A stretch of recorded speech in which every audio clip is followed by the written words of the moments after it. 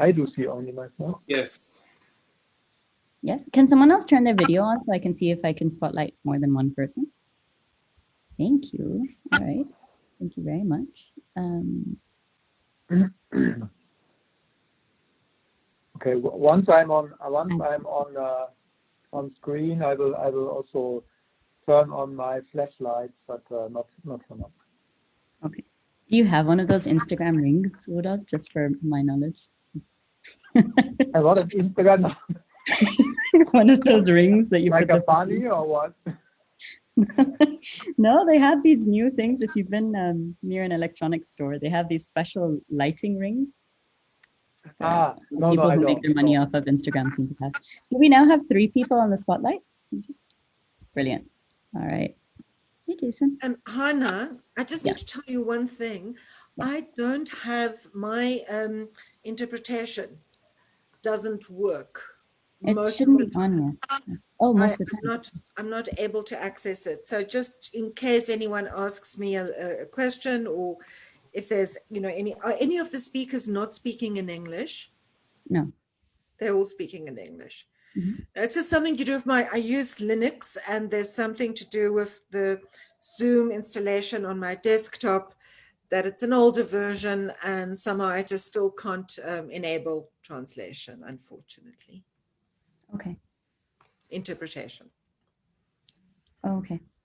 Well, if it's you, it can't just be you, so that's good to know. And what's really interesting about all of this is I think the technology didn't really exist for the level of interpretation and participants that we have become accustomed to at the UN. So I guess we're constantly challenged to upgrade our system. Yeah. So They are actually, I mean, Jason is with us. There's a very good platform that CSTD used, which is very strong on simultaneous interpretation, but it's not so good for other forms of interaction. Was that Interprify? Yes, Jason, that's what I'm referring to. What were the aspects that weren't good for interaction? It doesn't have the same degree of chat between participants. Not everyone can see one another. You know, I can't remember actually, but those were the. And then I think, Jason, you might have mentioned, or someone at CSTD mentioned, it's quite expensive. Is that correct? It is. There is a significant cost to it. That is right. But it's incredibly effective for making simultaneous interpretation seamless. Yeah, all these platforms, you know, it's all the pros and cons. Hello. Yeah. Hola. Hi, Olga. Hola, Hello, hola. how are you? Hi, Olga. How are you? Happy birthday, dear Henriette. Thanks, Olga. Thanks. What a day, huh? To have a birthday. Yes, it is. It's another IGF Wiss's birthday for me. Hi, Liz. How are you? I'm fine, Olga. How are you? Very good. Yeah. I remember that you were quarantined the last time we talked. Yeah. That you were, yeah. And nothing happened, I hope. No, nothing happened, luckily. So, yeah. But now we have the second wave here. I know. We're watching from afar, and we do all the mistakes that we can.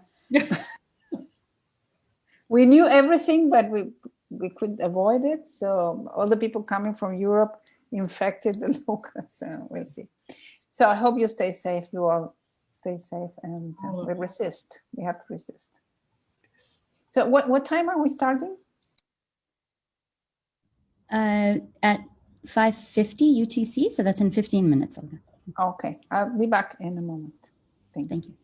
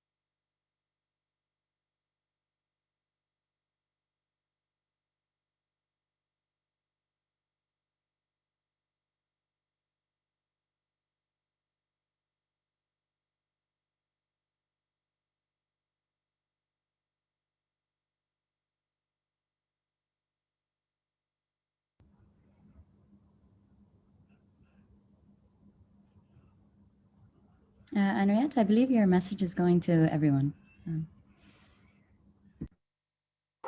Thanks, Hannah.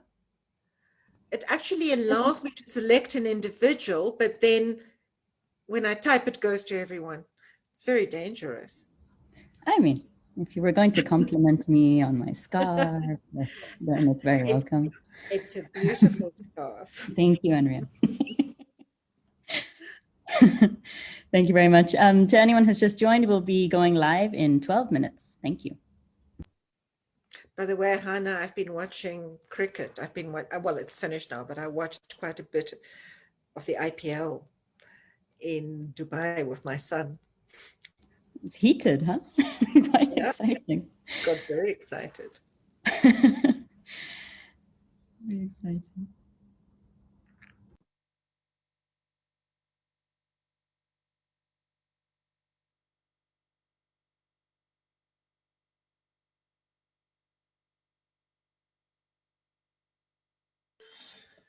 Hello, so this is Luis again, United Nations IGF Secretariat. Also in some minutes we will make our Polish colleagues the hosts of this meeting. So they will be able to spotlight you, the different panelists, and also if there is a discussion, like putting all of you together. For example, we have here now Hannah and Rudolf. So we will be, in any case, behind the scenes if you need any help. Thanks very much. Thanks, Luis. Thank you very much, So Louis. basically, That's reassuring. for the beginning, basically for the first segment, so segment 1, it would just be the Undersecretary General, introduced by myself. For segment 2, then it would be the speakers that are in that segment. So there's 7. And then for 3, it'll be one at a time with Rudolf beside them. So in terms of videos that are live. Do you have that with you, Luis, or do you need me to send you anything? Or Excuse Pablo, me? sorry. Excuse me, Hannah, sorry, I didn't get you. You said about sharing some content? You should be able to share any content directly from your side. No, I mean pinning the videos. Pinning the videos of the people? Sure, yes, we will give you that. Who is the moderator of the session? You, Hannah? So I'll be the virtual moderator. Okay. Undersecretary General Hochschild is the chair, and Rudolf is the moderator for part 3. So I can help doing that if you'd like me to do that. That's okay. Sure, perfectly. Now, as you are co-host, you can already do that, but we can also provide permission to do that to anyone, to multi-pin people, to multi-pin the different videos, of course. What is the difference between pinning and spotlights, please? Luis? So pinning is personal and spotlight is for everyone. Okay. So when this is spotlight, this is controlled by the host. Actually, this is like how is it also streamed, and it will come for the recording later. But if you have the permission to pin, this is very useful for the moderator specifically, actually. You can also see the videos of anyone and call anyone to the floor. So Hannah, you as any co-host can already have this permission. So you're a co-host, and we can make Fabrizio also give Fabrizio this permission, and anyone else. Maybe Rudolf, you need it as well, or whoever. No, it should be okay. I think we're okay. Yeah, that's okay. I don't need it. Thank you. So we are just missing the caption that they should arrive very soon. And everything will be recorded, also the different languages, and you should be able to go in about 5 minutes. Great. Let me just test the share screen thing in that case.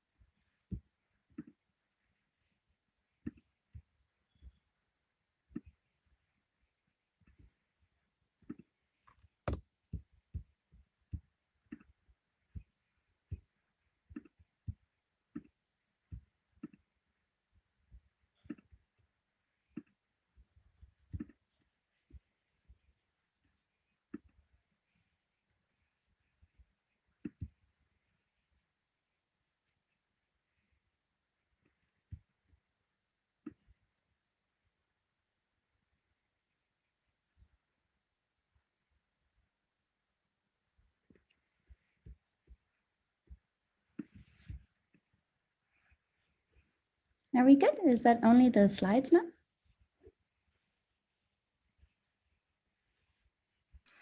This is very nice to start going live later. So you can start with some slide and then open by the moderator. Okay. And just checking that it works. Very well. Okay, thanks.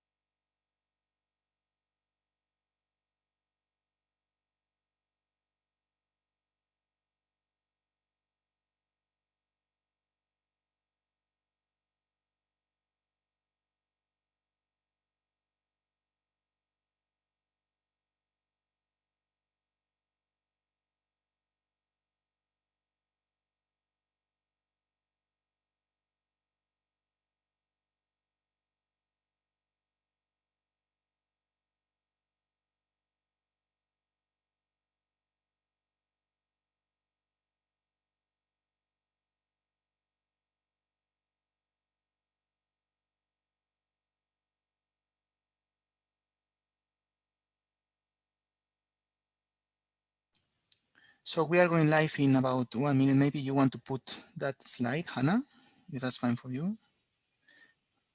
I've also been told that our caption is arriving very, very soon.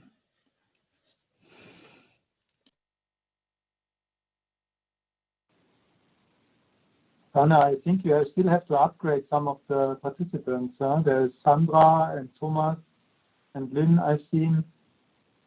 Happily. Assalamu alaikum Malik, shahbarak, inshallah khair. Hayakum.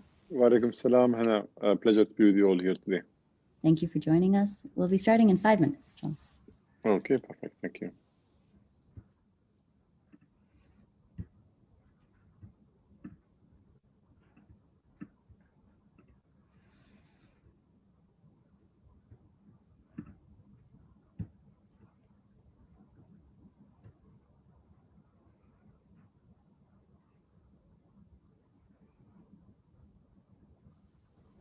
Hello, can you hear me?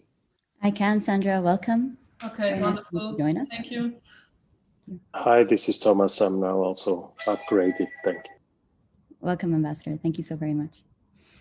I see Miranda is also with us, so we will promote. Sandra, just for the sake of uniformity, if we could ask you to reposition your camera, please, just so that we're all centered and shoulder visible, that would be most appreciated. Thank you.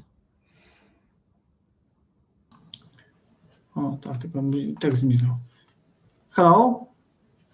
Good morning, good afternoon, or good evening. My name is Andrzej Schmidt, and I'm co-host during this session. And I would like to inform you that you can share your initial presentation while the session is starting. Then you can take a snapshot, print screen of the session and attach it in your report later. You can have questions from the audience at IGF forum webpage. Link you can find in the chat. I just attach it. My colleague will tell you a few words just before the session, some organizing things, okay? Thank you very much and enjoy the session. Thank you. And I can also say that please be informed that the session is recorded and hosted under the IGF Code of Conduct and UN rules and regulations. This link will be pasted in the chat, and the chat feature is for social chat only, and Q&A feature is used to ask questions. So please do that and enjoy the session. Thank you. Thank you.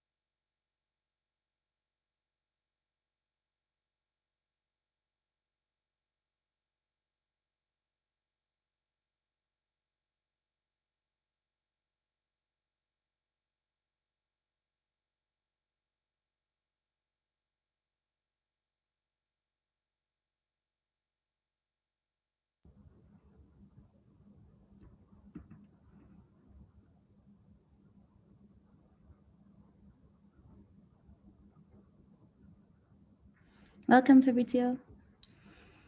Good to have you with us. Good to be here.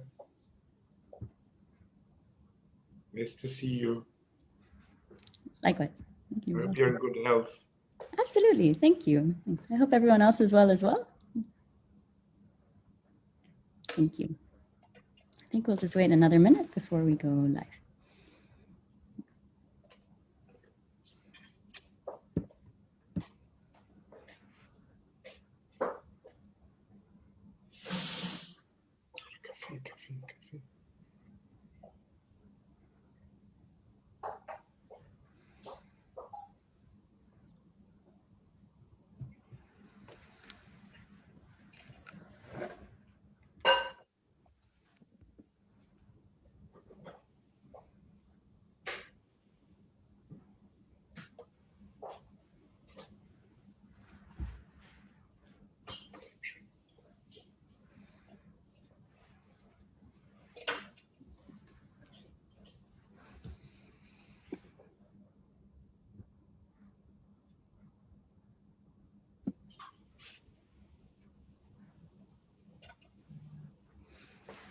Okay, I guess it's now time. So, Excellencies, ladies and gentlemen, distinguished guests, good morning, good afternoon, and good evening.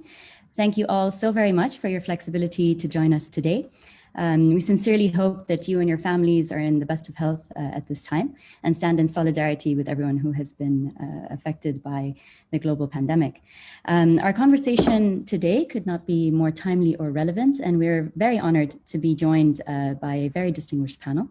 We will have 4 segments of the conversation, starting off with an opening and introduction to global digital cooperation by His Excellency Undersecretary General Fabrizio Hochschild, continued by a high-level panel, followed by then a segment, a discussion with distinguished experts, before we move on to the closing segment. So without further ado, allow me to turn over to His Excellency Undersecretary General Fabrizio Hochschild, who's Special Advisor to the Secretary General of the United Nations on Digital Cooperation, for his opening remarks. Thank you. Thank you so much, Hannah, and it's a pleasure to see so many familiar faces. And I'd also like to reiterate the hope expressed by Hannah that everybody is in good health and their loved ones also. Welcome to this IGF main session on global digital cooperation. It's a pleasure to be among you. Many of you have not only read, but provided input to the Secretary General's roadmap on digital cooperation, which we launched in June. The reactions that we got after the issuing of the roadmap have broadly been very favorable and indicate to me that what we, through our multi-stakeholder process, brought together in the roadmap really represents a convergence of views of what needs to be done across stakeholder groups and regions. And I was further encouraged in this thinking by the fact that in September, member states formally recognized the need for global digital cooperation with a paragraph in the high-level declaration on the commemoration of the 75th anniversary of the United Nations.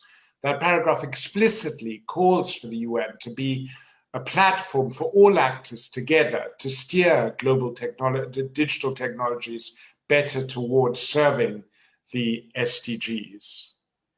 The challenge before us now does not appear so much to be what to do. We know we need to overcome digital divides, and we know we need to find ways to make online access safer, more useful, and more secure while respecting human rights.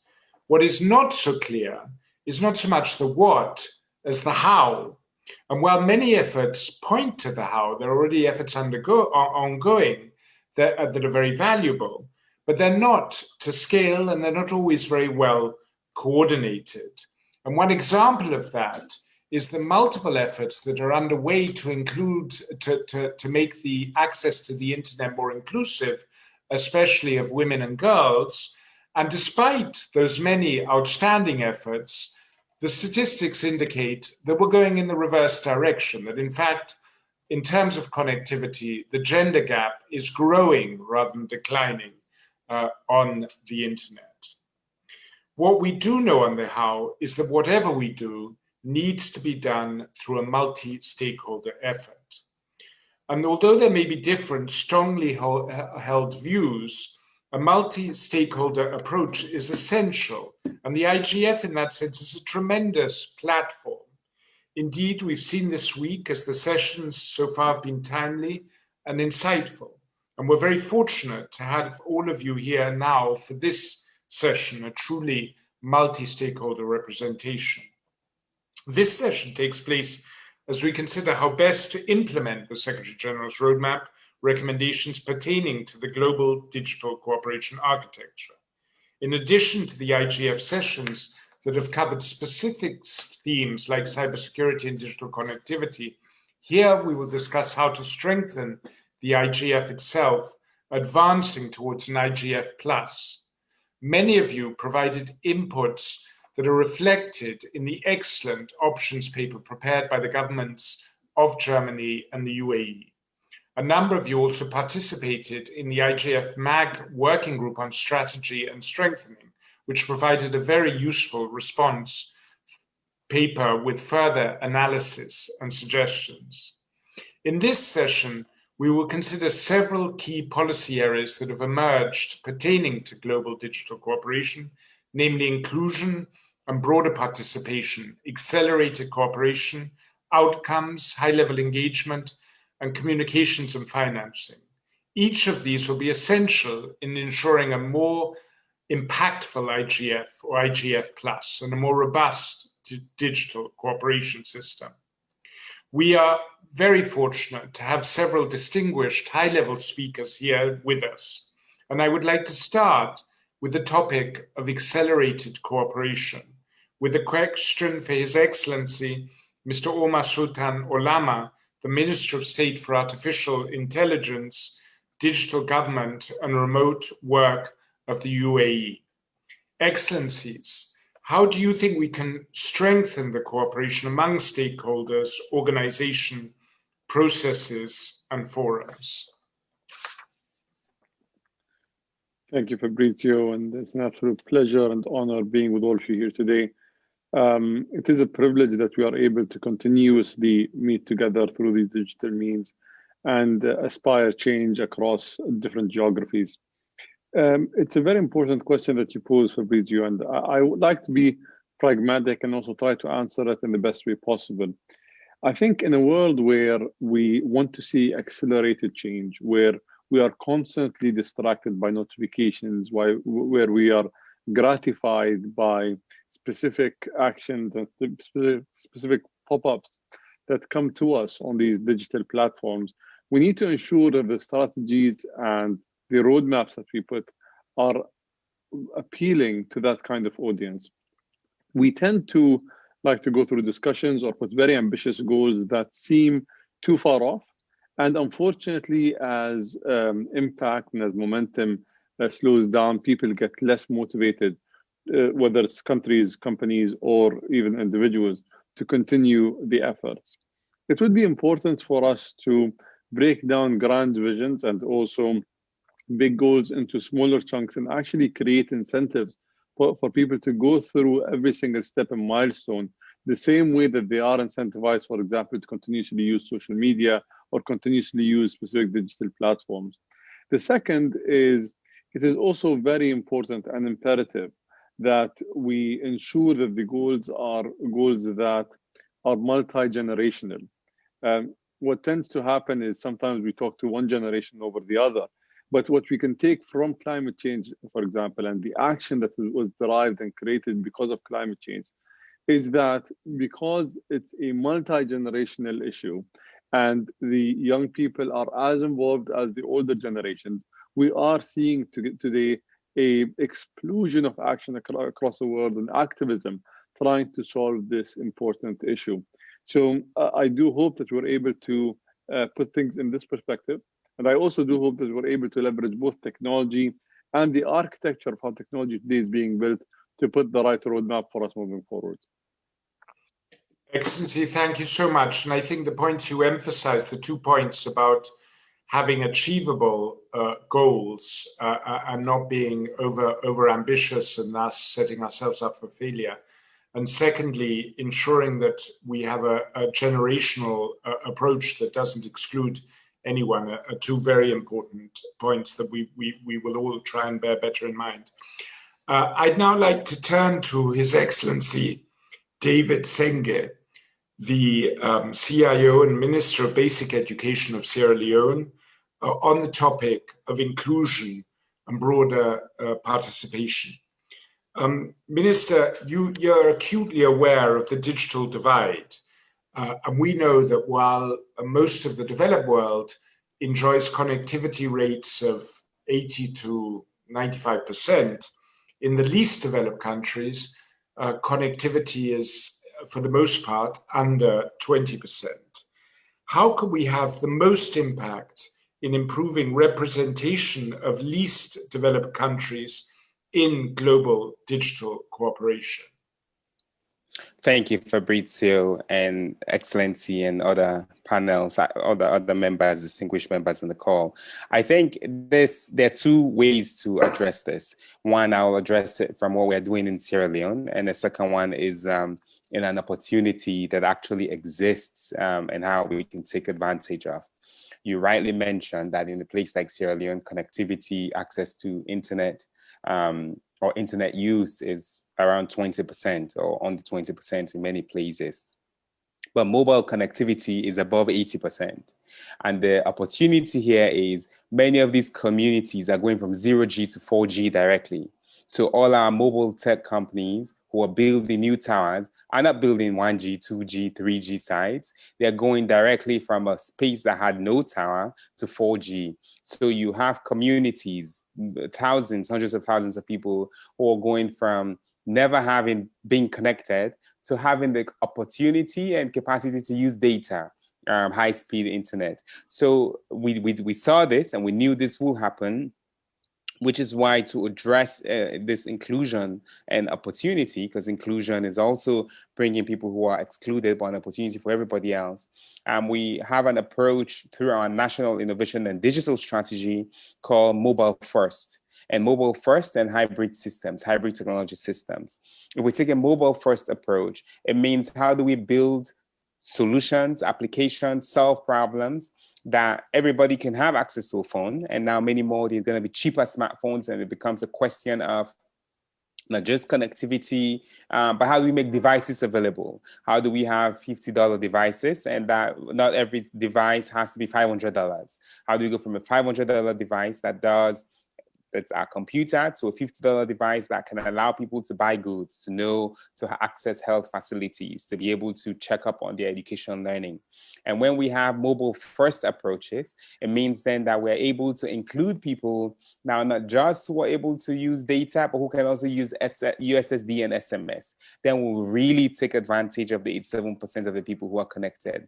And one of the things we did in Sierra Leone is by building apps that work online, offline, on web, on mobile, not just apps, but also SMS and USSD. So a lot of the solutions we've been building at the Directorate of Science, Technology and Innovation work with, everybody uses USSD, and USSD is no cost.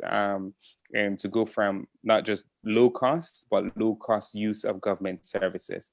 And within the Digital Public Goods System Alliance, as we're aware, Sierra Leone being one of the founding members, one of our solutions, our government-to-person solutions, just got added to the Digital Public Goods Registry, which is for how we do batch payments from government to like workers, risk workers in a really safe and secure way via mobile money. And these hybrid solutions and mobile technology, which might seem like it's already excluding, actually have a huge opportunity to include the most amounts of people to be able to get services. Because ultimately what we need is access to services. And that comes about when we think about connectivity and access in an expansive way. Thank you. Thank you very much. And I think sharing with us those innovative approaches that you're adopting was very valuable. And I think there's a lot of learning we can do from such examples. I'd like now to turn to Lisa Fuhr, the Director General of the European Telecommunications Network Operators Association, or ETNA. And I'd like to discuss this issue further of accelerated cooperation. Lisa, in your view, what is a framework or model that serves as a best practice for multi-stakeholder cross-country cooperation? Well, I think there are many ways we can build a framework around multi-stakeholder cooperation, but I think there is an important point in first and foremost to find a way to bring discussions and implementable solutions into actually to actions. And I think here it's important that we bring in all the different stakeholder groups. I think IGF right now is already leading the way in bringing all the players around the table. So that's a very good framework. And at this core, you have the multi-stakeholder model. And the beauty of this is actually the bottom up, it's the all-inclusive model. But the next step if we are to bridge a gap and make sure all stakeholder groups are present, and not only present, we need them also to be engaged, and we need to be sure that every voice is heard here. Sometimes we have big companies that might speak louder than others, but it's important that we engage and have every voice heard in these discussions. And I think there is a very important engagement from institutions here too, because we see already increasing participation from parliamentarians. But I think we need to see even more involvement from parliaments around the world. I think it's important they go back to their countries with the IGF discussions to bring them alive in their organizations. And also what I think it's important is the national or regional internet governance fora that are all around the world. These are tools to bring these discussions around the world, but also to make them implementable. And I also, as EDNO, find that it's important also to have a strong European voice, of course, that brings European values in the worldwide discussions. And I think that's important. We do that through the EU institutions, but also through the stakeholders. So what is the implemented solutions? To what end can we implement those solutions? EDNA represents the telcos of Europe. And while thinking about this question, I asked myself, why do we as EDNO come to IGF year after year? And why does EDNO and the members prioritize being here? And we come exactly for this. We come for an informed discussion and an informed exchange of views from all the people and all the groups that actually matters in this. And we think that IGF has served very successfully as a laboratory of an exchange, of a discussion, of a dissemination of best practices, of technical expertise, of capacity building initiatives among these stakeholder groups. So I think actually the IGF is a good institution, and this is where the dialogue is happening. This is where implementable solutions come as a result of who's here, who's in the room, who's at the table, or as it is the case this year, on a virtual conference. Thank you, Lisa. Thank you very much. And I think, your point on ensuring that inclusion is not just tokenistic, but is making voices heard that otherwise are not heard, and then taking those, giving weight to what is said. That's really important. I'd now like to continue a bit with the same topic and turn to Joseph Hall, who is a Senior Vice President for Strong Internet at the Internet Society, which has long been a strong supporter of the IGF and actively engaged in follow-up to the high-level panel on roadmap. Joseph, how do you think the IGF can be better connected with other forums and processes which consider related matters? Thank you, and what an honor to be on this panel. In order to bridge the gap between discussions and implementable solutions, I think it's important, I think at the Internet Society we would emphasize that we need to share a common understanding of what the Internet is.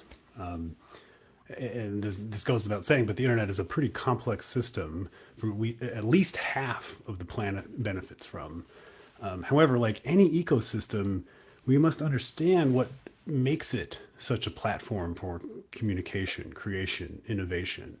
But we also have to consciously preserve its essential elements in any proposals that seek to change core technical or regulatory aspects of how it functions. I was thinking about this earlier, and a quick analogy to this is the quote-unquote scientific forestry employed in Germany in the 19th century, where complex forests were replaced with monocultural linear tree farms that were more easily tended to from a centralized way with limited knowledge. And, you know, the first yields of this mathematical timber, so to speak, were very, very high. But within about a century, those same trees were very small and weak, reflecting sort of the interdependencies that exist in creating a truly magnificent, sustainable ecosystem. And we think about that, although only decades old, depending on how you count, the Internet is like an old growth forest in its depth, in its variety, in its ability to survive attacks and disasters and continually reinvent itself. It is a network of networks whose value is the interrelationships between different devices, applications, and uses linked by a common set of protocols. The management is not centralized. Instead, it is the intelligence and autonomy are concentrated at the edges in the hands of those running these local networks. And so the Internet is a place that everyone can enter, multiplying its connections and increasing their value for all. And so it's not just the technology or its services and use that define the Internet, it's how we network, which we at the Internet Society call the Internet way of networking, that also matters. So we have to understand what the Internet is and honor that sort of DNA when we decide to make changes to it. I think that's a really key core thread to what we're doing here. No, thank you so much, Joseph. And I think this notion of maintaining the decentralized character of the Internet, the variety of the Internet, the diversity of the Internet, and anything that's done is a key point. A little known and totally irrelevant fact, but you provoked me to share it, is that I am actually a forester by training, and I spent part of my training in Germany.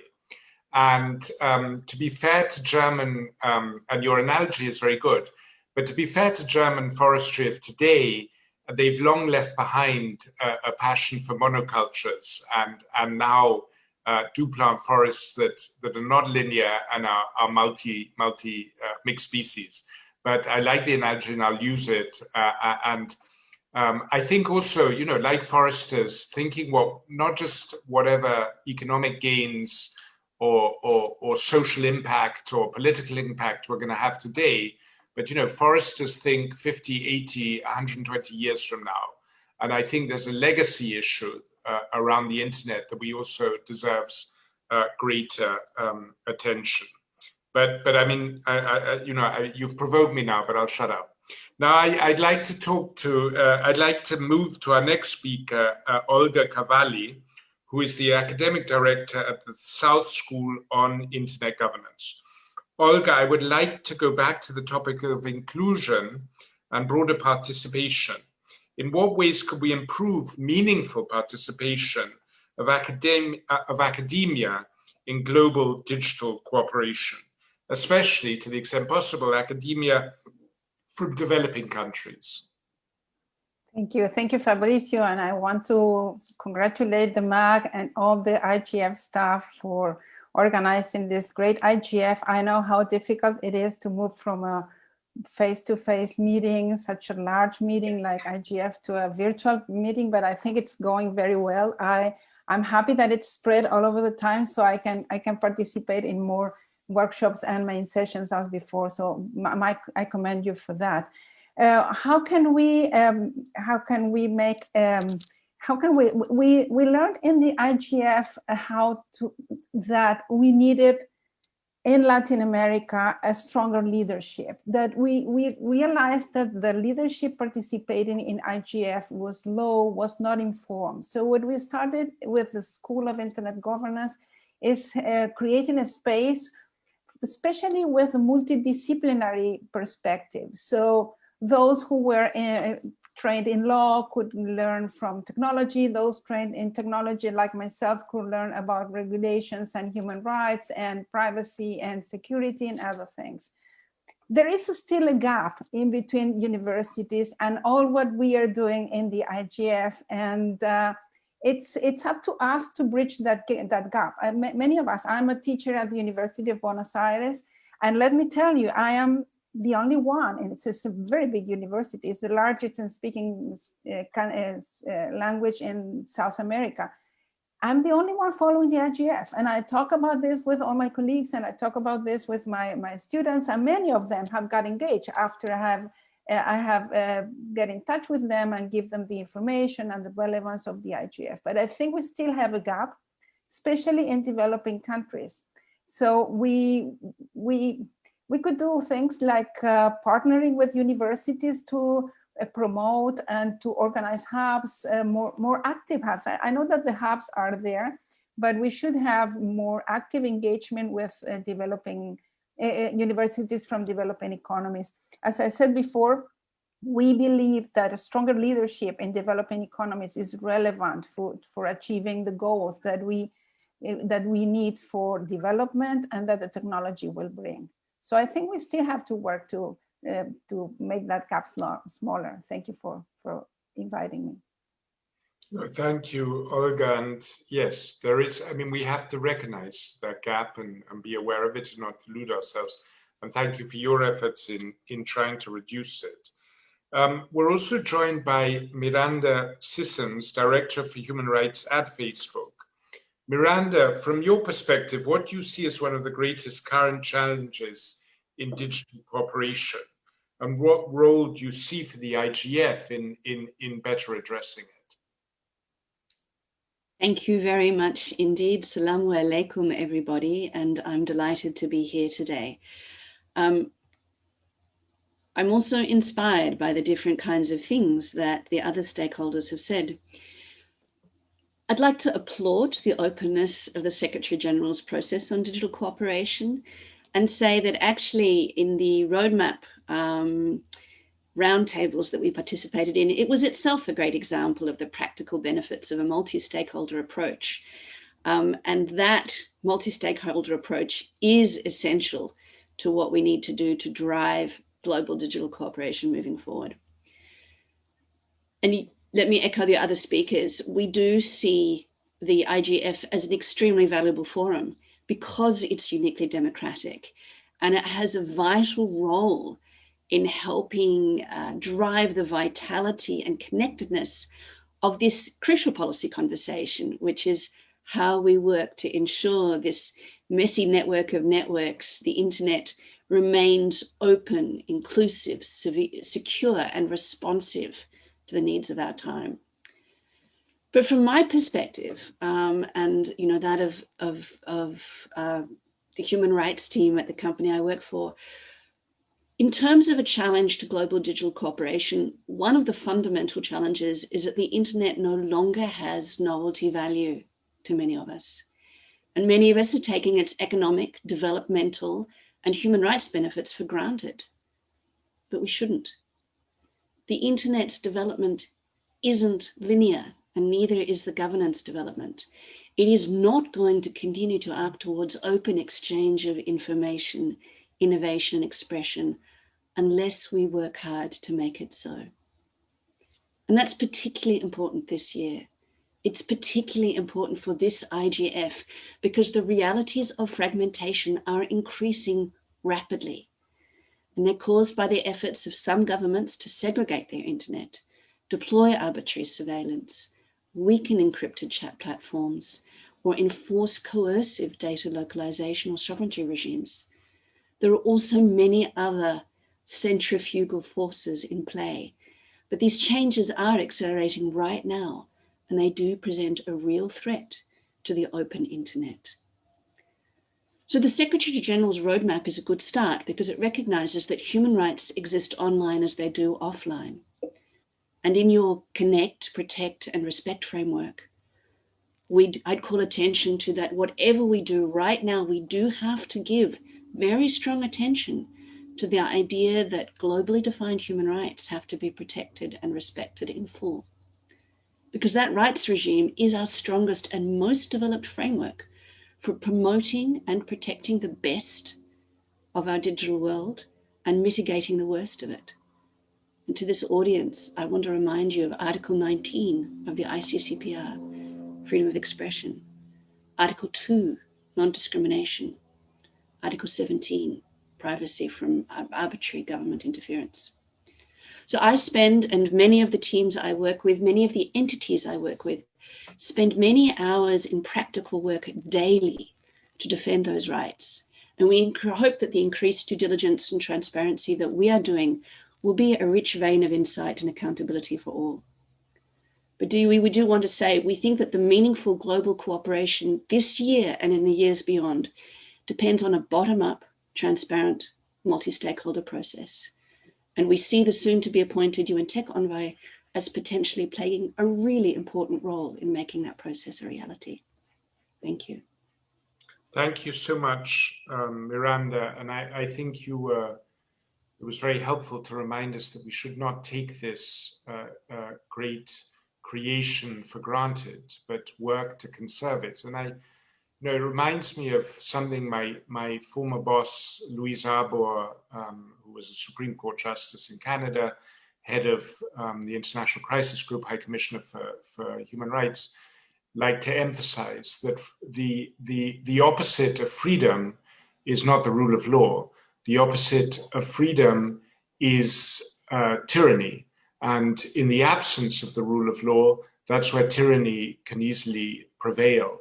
And the paradox of the internet, an instrument that was built on very libertarian ideals, is that to conserve its inclusiveness, to conserve its free nature, to conserve its human rights aligned character will require a greater rule of law precisely to protect that. And I think that's something that we're beginning to understand better. But of course, that has to be, as you said, a bottom-up and multi-stakeholder approach. With that, I'd like to return to His Excellency Sultan Al-Olama. Excellency, the first idea in the roadmap on global digital cooperation is to create a strategic and empowered multi-stakeholder high-level body as part of the IGF. Which can strengthen its responsiveness and relevance. What role do you see for this body to support global digital cooperation? Thank you, Fabrizio, and it's been very exciting hearing all of the inputs from the different panelists. I do echo every single point that was raised, and would like to add one more important factor that I think we need to factor in when thinking about the IGF and as well internet access for all and putting a roadmap. What we tend to forget is we tend to sometimes think very generically, put a plan and expect that everyone understands, where we need to go and that's it. But as was proposed by His Excellency the Minister that spoke right after me, certain countries are leapfrogging specific issues and are today achieving what took 20, 30, 40 years for other countries to do. And the adoption rates are quite high. So the challenges and the issues are not linear in a sense. They're very sporadic when it comes to developing the infrastructure and putting the policies in comparison between these countries. I tend to think that first and foremost, what we need to do is not look at all countries on one map equally. I think when it comes to technical capabilities, then there are, for example, very finite and very set variables that help us determine who's advanced versus who's still a laggard. But if you look at the citizens and the adoption and the policies as well, I think everyone has a chance to thrive there, and we need to have an open discussion rather than set a very generic proposal. I also think that we need to be pushing a universal basic tech infrastructure that is truly global in nature. We hear the private sector when it comes to SpaceX and some of the other companies, Facebook and Google amongst them, looking at providing internet for all using certain means and certain technologies. But it's not just about internet for all. There are so many other technological requirements from an infrastructure perspective that need to be provided. And we do not need to wait for the private sector to take that mantle and monetize it.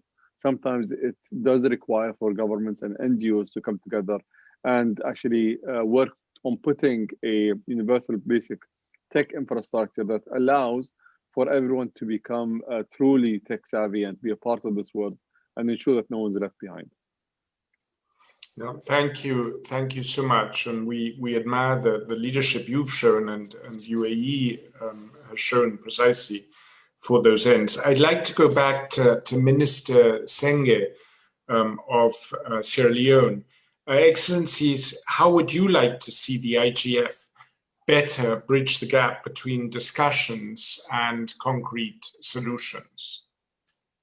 I think it comes down to partnerships, and often a criticism that existed really of these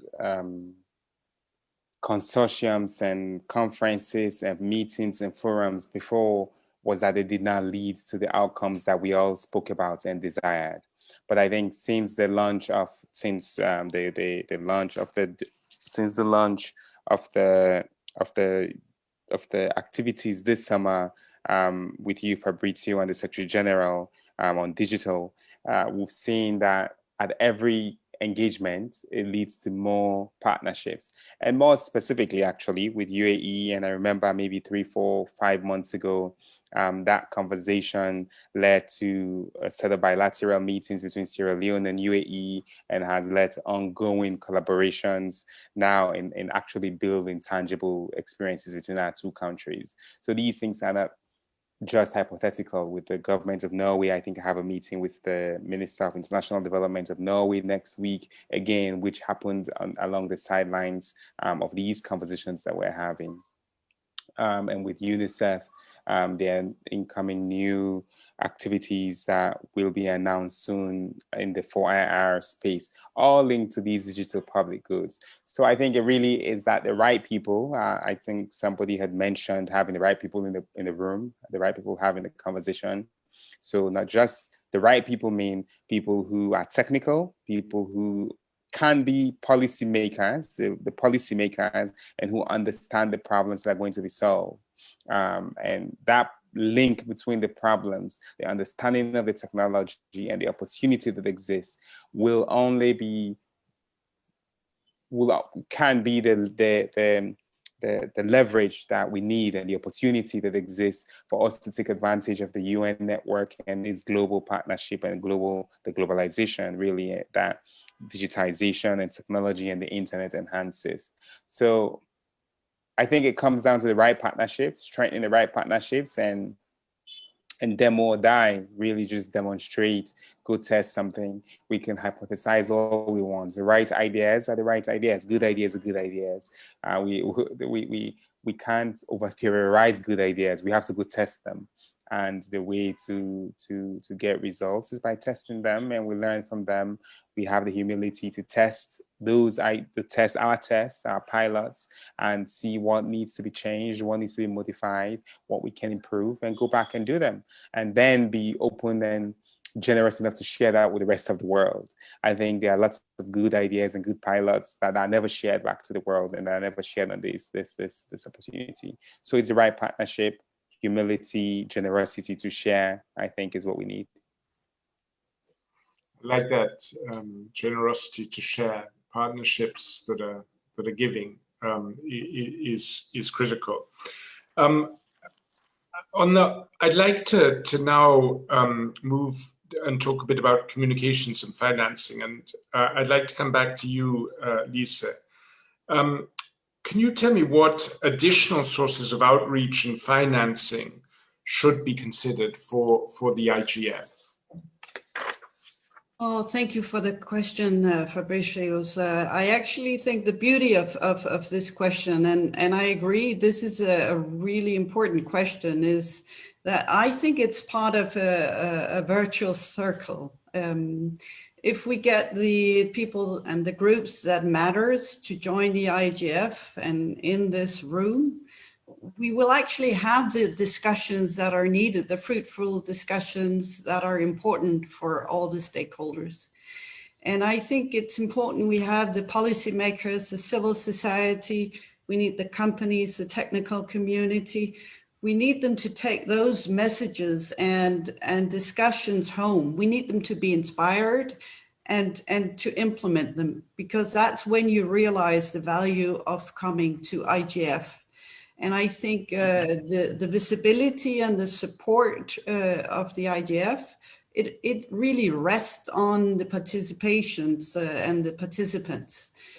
But another very important element for me is also that IGF should not be something that just happens once a year. We need that discussion to continue between the IGFs. We don't want more than one meeting a year, but we need to have our members involved also between the meetings. And there are other forums where you can bring those discussions. Edno and our members have been involved both in Eurodig and in CDIG, and we think those are extremely important for us to continue those discussions.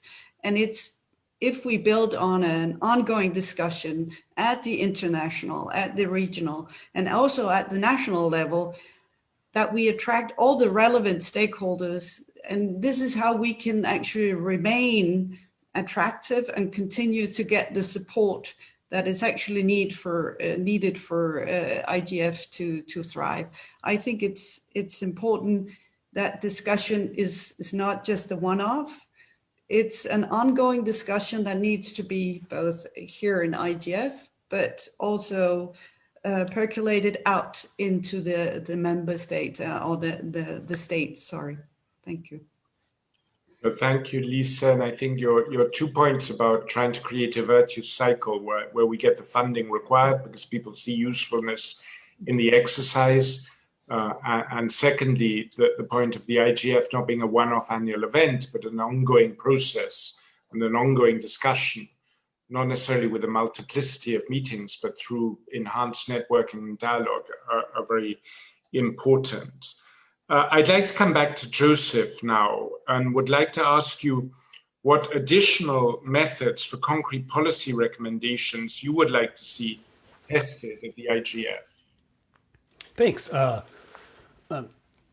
So I think it's important to recognize the value of a discursive forum and not discount it, and understand that the value that IGF brings as a discursive forum is really, really important. And so while we're thinking about potential different ways to have, concrete outcomes or concrete policy recommendations, I don't want to lose track of the fact that talking in a multi-stakeholder environment that's well moderated, well set up, that has a good level of accessibility is something that there's just not a lot of other places like that, despite the fact that we haven't penetrated everyone's brain, as Olga has said. But I do think it's pretty easy to pick a few genres of outcomes and try to create forums in IGF where folks that participate in those forums are on notice that this isn't purely discursive. So for example, you could imagine, an effort where by entering this aspect of the IGF discussion, you are committing to take part in a pilot project, to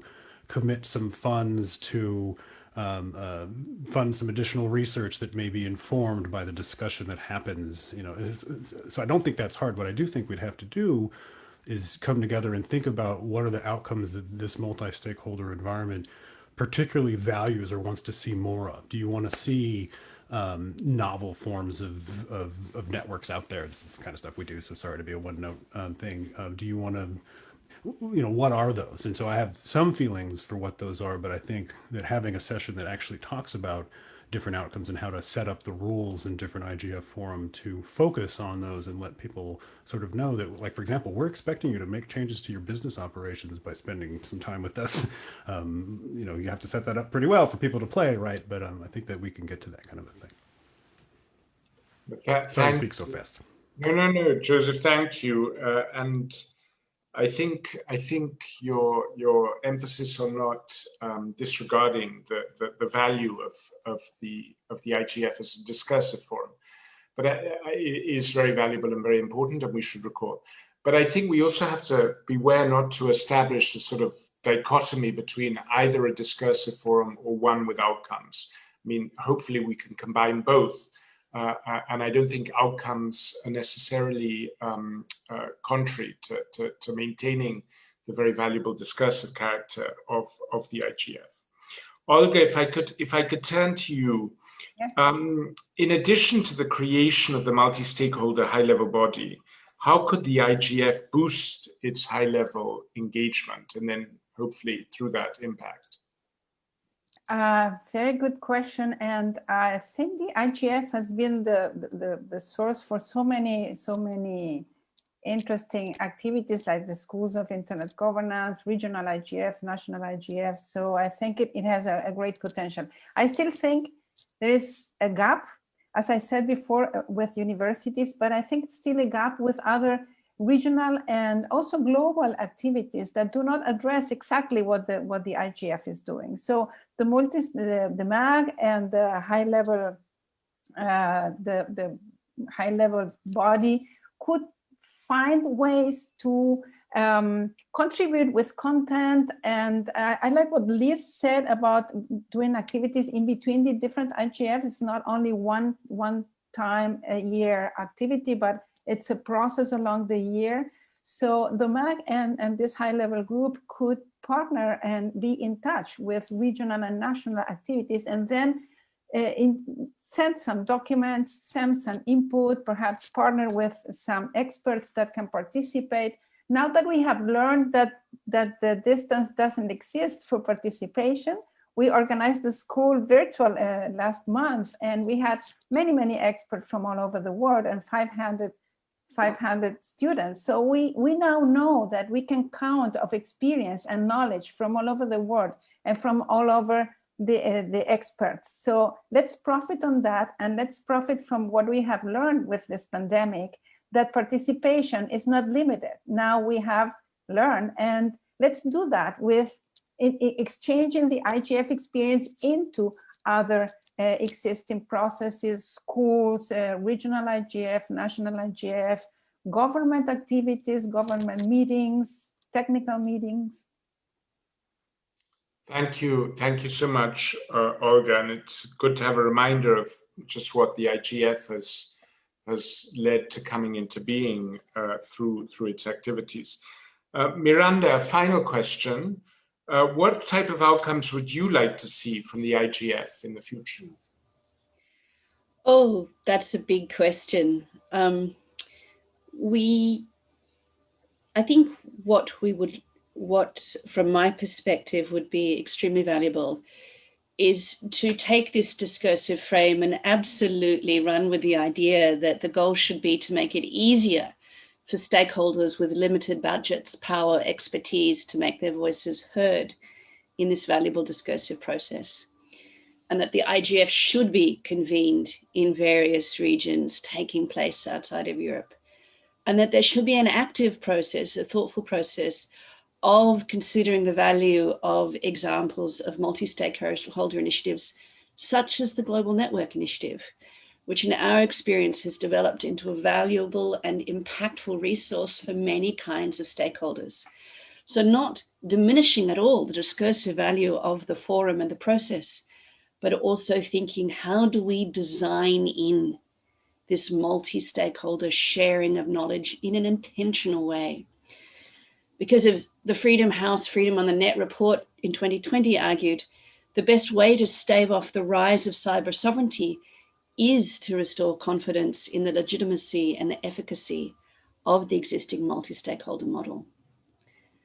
we'd look to see practical steps for people to rally, to see how to architect, how to develop the capacity and resources to bring together the various important conversations on digital cooperation, so that there is more capacity for the IGF to become a central node for many of those conversations. And we appreciate the fact that some governments have shown a strong interest in strengthening the IGF, and that the Secretary General's roadmap also points in that direction. We'd look to see, as a part of this kind of broader and more practical stakeholder linkage and participation, that there is intentional linking to other parts of the UN or the OECD, which is developing important internet and other policy principles, and to multi-stakeholder fora like RightsCon. But I'd also like to just briefly hark back to Joseph's comment and give him +1. The question I'd like to ask everybody is, what happens if we seek to also adapt the IGF toolset and experiment with becoming agile in some way to meet these challenges? If we can rally multi-stakeholder focus to define a problem to solve, using the tech toolkit of understand, co-design, create, iterate.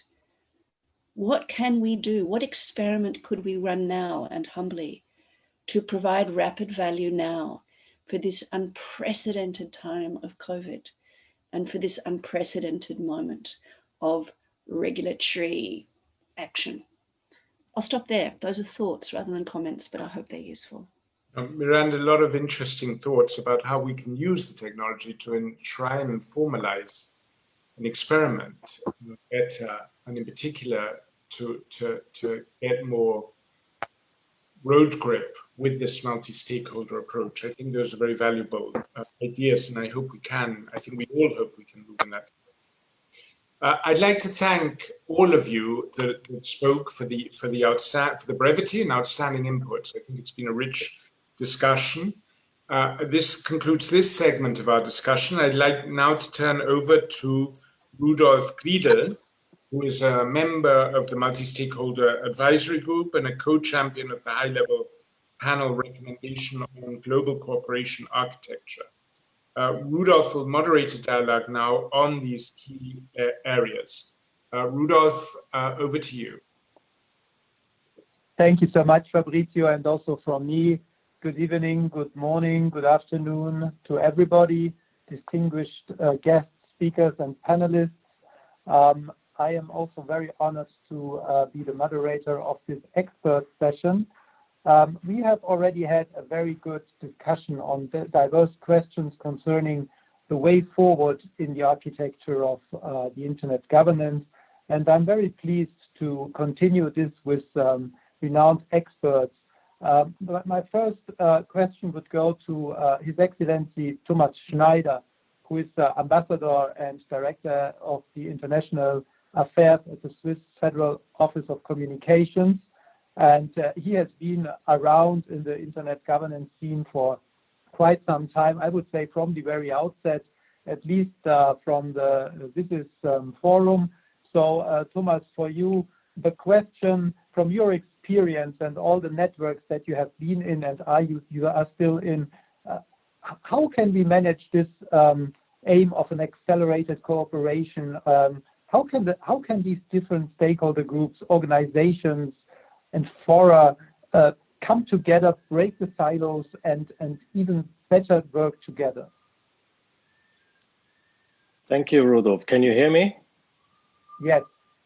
Excellent. And it's good to see you all, at least, if not physically, at least virtually. So I hope everybody's fine and healthy. And with regard to your question, indeed, one of the key issues of breaking the silos is bridging the gaps between the discussions and pragmatic solutions, so that when it comes to the future of digital cooperation and of the IGF as a process, this will work. And in this regard, we, as Switzerland, have a clear vision that the IGF needs to evolve into what many call an IGF Plus to become this keynote for digital governance. The IGF has already over the years repeatedly demonstrated its value for identifying emerging topics and for sharing policy discussions. And its rich and experienced multi-stakeholder community has always offered a fertile ground for further evolution and development. In our eyes, the IGF is predestined to be the place in the future to shape policies for our digital world. And to use an expression that was used in the high-level panel, the IGF, in our view, can and should be the kitchen where many of the dishes can be prepared that are needed to address the challenges in our digital present. However, excellent discussions and brilliant ideas and insightful approaches to solutions developed at the IGF run the risk of fading away unheard and unheeded if they do not reach the halls of the decision-making institutions and fora. And this is why we do need to build stronger bridges between the actors, especially, again, between the discussions and insights of the experts, like here at the IGF, and the decision makers, including high-level decision makers among all stakeholder groups. The UNSG's roadmap and the options paper prepared by the co-champions that are here, the UAE and Germany for Roundtable 5A and B, and of course the Office of Fabrizio, contain important ways and means to make this happen. So we really think that these things should be implemented. First, by boosting the relevance and impact of the IGF intersessional policy networks and their outputs, as already been mentioned. For instance, by covering politically relevant topics like the issue of digital self-determination or the intersection between digitization and climate change. And by connecting these policy networks with the decision-making levels, through linking these network discussions with the high-level segment of the multi-stakeholder high-level body, through relaying these policy networks and IGF outputs to all other fora, directly through their engagement and at a high level through the multi-stakeholder high-level body. Second, by effectively and timely addressing urgent issues with an empowered IGF. Third, by increasing the ownership of the IGF way of doing things in decision-making levels through the high-level segment parliamentarian track that we've seen growing in Berlin, and the rotating membership of the multi-stakeholder high-level board. And finally, by strengthening our valuable secretariat of the IGF and also its funding in order to allow it to more effectively liaise with other institutions and fora and creating the right synergies with the Future Tech Envoy office. Funding is key there, because with no funding, you are not present, even in virtual meetings, because all this takes time. And finally, by strengthening the links and synergies between the IGF and existing observatories, help desks, active in offering quality information and capacity building in the field of digital governance, like the Geneva Internet Platform and the various schools of internet governance that have been mentioned already. And then in addition, we can improve the inclusiveness of the IGF Plus by including voices and views of ordinary citizens, particularly from the Global South, through citizens' dialogues, which have been successfully tested this year. So with such evolutions, and the ideas are there, we just need to implement them. We are convinced that the IGF will be in a position of playing the major role of a major multi-stakeholder node in the network of digital policy shaping and making fit to answer the challenges of our interdependent digital world. Thank you. Thank you. Thank you so much, Thomas, for these very concrete and actionable ideas. There is one forum where some of these ideas are already being tested, and that's the European Dialogue on Internet Governance. And I'm very happy and pleased to have Sandra Hoferichter here now, who is the Secretary General of the European Dialogue, which is abbreviated as EuroDig, and also a very knowledgeable internet governance expert. So Sandra, the issue that also Thomas raised of actionable outcomes, what can we do concretely to have more outcomes that are relevant for people outside the IGF community? What is your experience with EuroDig on that? Good morning, good afternoon, and good evening also from Leipzig. Thank you very much for inviting me to this session. Rudolf, I would like to redirect your question in a little bit different direction. what can be done to make the outcomes of the IGF more relevant to decision makers. You know, as an organizer of a regional forum, I'm advocating that we have already quite a number of good outcomes, and I would rather like to see them to become more influential than thinking about what can we produce in addition. Let me quickly name what I consider to be an output of the multi-stakeholder discussions, and I will be brief because many things have been said already by the other distinguished speaker. So messages, reports, papers that stem from all the sessions, workshops, plenaries, but also from best practice forums, dynamic coalitions are the main outcome that are produced in all IGF initiatives. A lot of effort even was invested in transparent reporting methodologies, including common phases by involving all stakeholders. We know these outcomes are not negotiated, but they are built on consensus, and that makes them strong and weak at the same time, depending from which perspective you look at them. They are strong because the substance has a broad support from multiple stakeholders, and they can be weak because it is sometimes the minimum a group could agree on. But sometimes even the group agrees to disagree. And I think this is a message too, because it points to the direction in which a discussion has to be continued. If we would call for more papers to be produced, I wonder what it would envision other than resolutions or declarations. But then we are giving up on the unique selling point of the IGF and ignoring the mandate that the IGF has.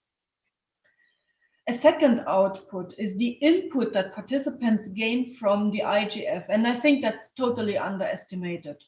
Just to give you a bright idea or an example, what could be achieved when a legislator understood the technical basis before adopting law, or when they understood the implications of such a law might have in practice?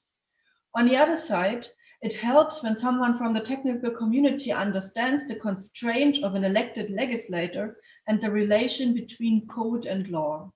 This could be achieved at the IGF.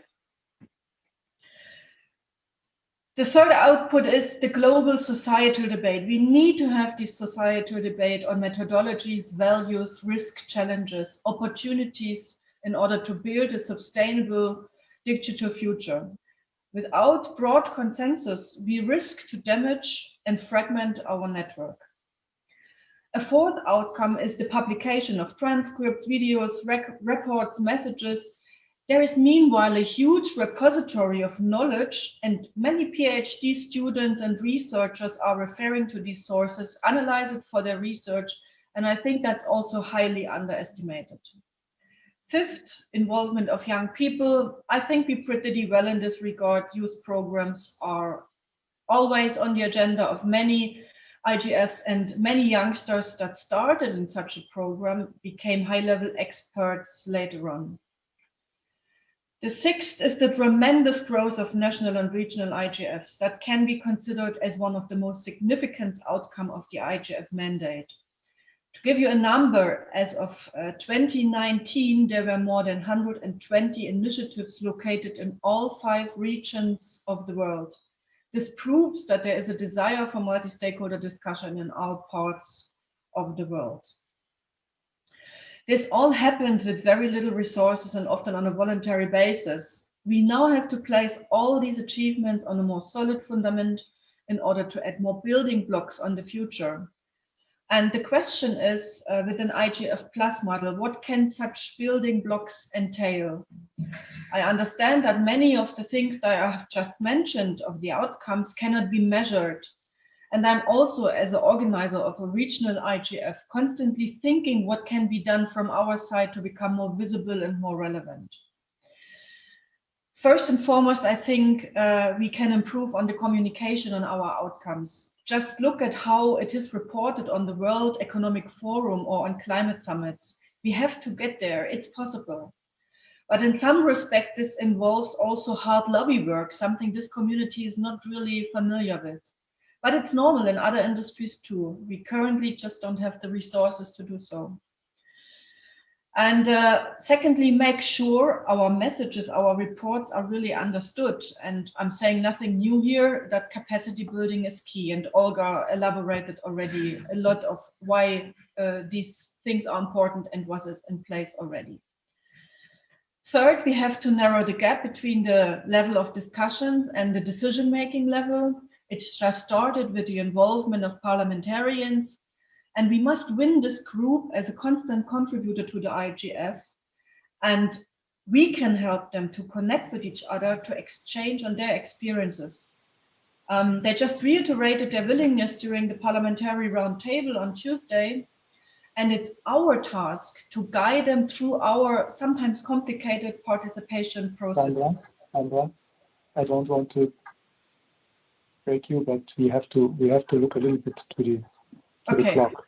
I come to an end and I summarize what I consider the most urgent action items for the IGF and all national and regional initiatives improve the communications and make sure our outcomes are really understood. Thank you. Thank you. Thank you so much, Sandra, for these great insights.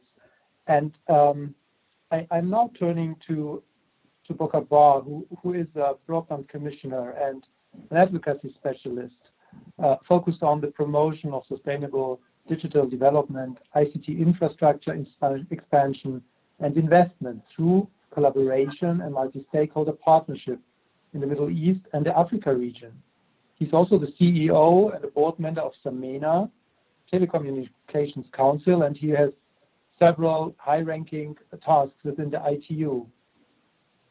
And for 29 years, he's been a professional with experience in the telecoms industry. So, Burkhard, with all your experience and all your knowledge and everything we have heard today, do you have any ideas that you could share with us about the great issue of inclusion that is so vital and so crucial for the development of internet and internet governance? It would be great to hear your insights from all your experience. Thank you very much, Rudolf, and good evening, ladies and gentlemen from Dubai. It's a pleasure to be here today in this important session, which aims to enhance stakeholder inclusion, as mentioned by Rudolf, and enable broader participation on this IGF platform. As has been identified in the roadmap for digital cooperation, the world is at a critical inflection point concerning technology governance with multiple issues and challenges abound. These need to be addressed jointly with, and we have heard that earlier from my colleague, everyone heard equally, to ensure we can develop cooperative ways of overcoming such issues and challenges so that we remain aligned on fulfilling the globally agreed sustainable development goals and together ultimately reap the positives of the digital revolution. Now, the option papers spells out very clearly where we need to improve our efforts to include the developing nations. Inclusivity has been identified as one of the biggest challenges and the most important pillars for supporting improved cooperation, especially in the digital space. Colleagues, we all require sharing information and experience on, and I would like to repeat again, an equal footing to help ourselves and those with policy-making powers to pursue actions based on informed decisions. This can truly enable thoughtful discussions and dissemination of best practices for the express purpose of enabling more countries, and this is important, to realize the economic and societal benefits of digital transformation that we are talking about globally. In this regard, the IGF informs and inspires those with policy-making power in both public and private sector. Given the tremendous potential that the platform IGF carries and drawing inspiration from it, there are multiple ways we can further inclusion in global digital cooperation, and especially from so far under, let's say, represented stakeholders group. This can start with incentivizing a greater participation within the forum for all stakeholders and countries and create a sense of belonging. And someone before me mentioned that for the relevant decision makers from the developing nations. As an example, the preparation for the IGF agenda and priorities must be focused enough to allow for fruitful dialogue and yet be general enough so to remain relevant to both developed and developing nations. One such subject is, for example, the focus on sustainable digital economy, which concern developing and developed nations alike. If we can elevate, and I will be short, Rudolf, the concern of national ICT players, just as an example, national incumbent operators to be to the highest level of the IGF agenda for, when we are forming it, this will immediately enhance the focus and relevance of the IGF to those stakeholders and hence to the geography they are representing in those countries. And generally, our approach in policy governance and regulation has to be driven by objective. And it was listed by Fabrizio at the beginning of the talk. So the ultimate objective is leave no one behind. And in conclusion, the stakeholders in developing nations are very keen on pursuing collaboration in order to make progress on both national ICT visions as well as global commitments. Now, given that the internet is undergoing fundamental changes, it is inevitable that the world will learn to cooperate better, and all nations will have to strive toward achieving and facilitating inclusiveness. And the IGF has a well-defined, much-needed role to play in helping all nations embrace these changes that we are talking about. Thank you very much, Rudolf. Thank you so much, Volker. And our next expert is actually one out of three of my bosses or former bosses that are now on this experts call. It's Ms. Lynn Sandermoor. She is has been for many years the CEO of the Internet Society, and then she was the chair of the MAG, and in this capacity she was my boss. I was a humble, ordinary MAG member. The German IGF in Berlin 2019. And we had already many discussions, Lynn, about the question of financing of the IGF and the communication.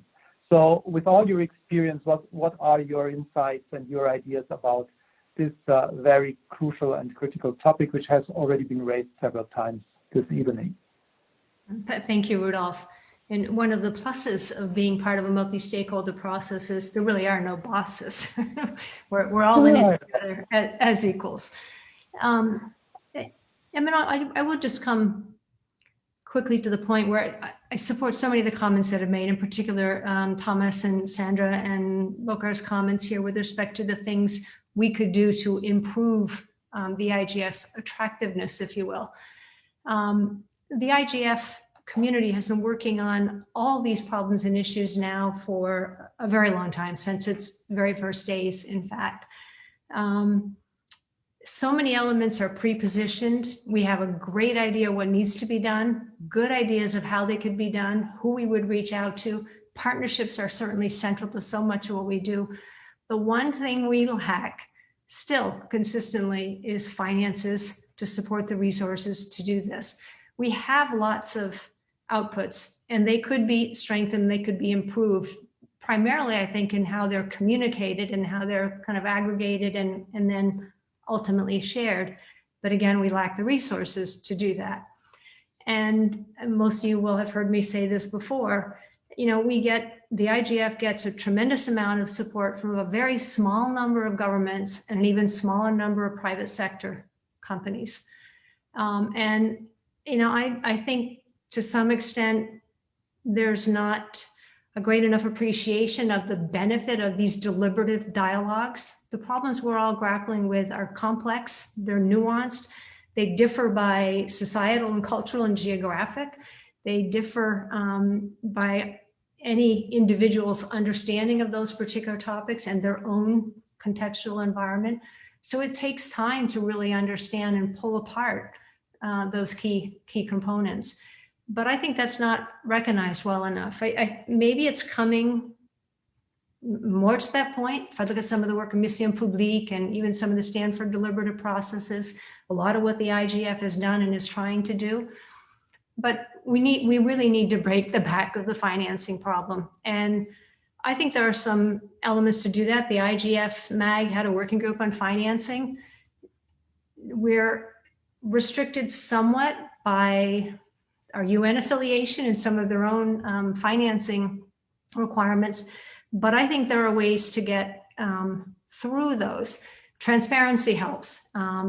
Putting the MAG in charge for defining any terms of reference of any pilot or any project that might be funded from external money or sources.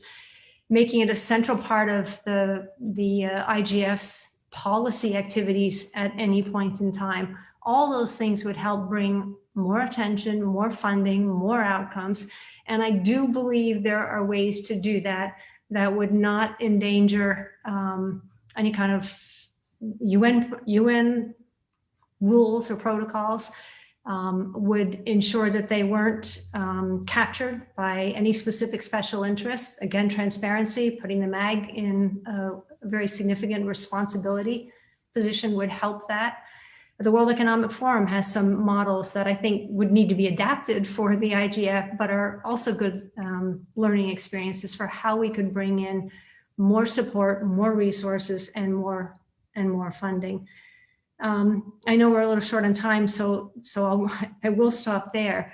But the number one problem we all need to fix is resources and financing. And that starts with all of us doing everything we can to advocate for the IGF, to pull in participation, to pull in acknowledgement of the outputs, to put them into all of our other work streams as well, so that there continues to be an even greater awareness. And here I think the UN could play a very significant role, and honestly have not always been as present as I think we might have expected them to be, given Kofi Annan's leadership and vision so many years ago. So I will stop there, and at least hope that was concrete enough and to some degree helpful. Thank you. Thank you, Lynn. It was very concrete and of course very helpful. And so now it would be interesting to hear a view from the private sector, Mr. Radoslav Kejia, who is the Vice President of Huawei for CEE and the Nordic countries. And as a private sector representative, I would like to ask you, Radoslav, what is your view on this idea to have a high-level engagement, to have more high-level participation and perhaps also outreach within the IGF system? Do you have any views on that? What would be your assessment of these ideas? Thank you. Thank you for having me. And I'm very impressed by my predecessors and points of view. I think it is a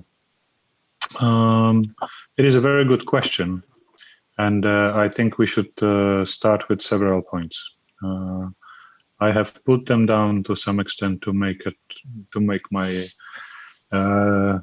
thinking stream more systematic. So first of all, the pandemic has accelerated the digital and intelligent transformation and reminded us that we are in urgent need of innovation and cooperation to ensure the effect the technology has on society and individuals is positive, balanced, and inclusive. We would like to share our practices as well as commitment to innovation, equal opportunities, diversity, and inclusion globally, with a focus on collaborating with them to create better society for every person, family, and organization. The digital technologies have unleashed a new age of computing, communications, and information mobility. Maybe you've seen, but my predecessors don't talk about laptops or computers. They talk about mobile phones. This is the reality. And with the pandemic situation, this mobile communication plays a much more important role in our daily life work and other activities. The digitalization has become a global trend that could bring profound changes to life and economies. And therefore, there need to be a global multi-stakeholder efforts and global inclusive standards that apply for all. The time when US had sole global technological leadership and dominance and has been the greatest driver and beneficiary of technology innovation and also a vibrant entrepreneurial spirit have passed.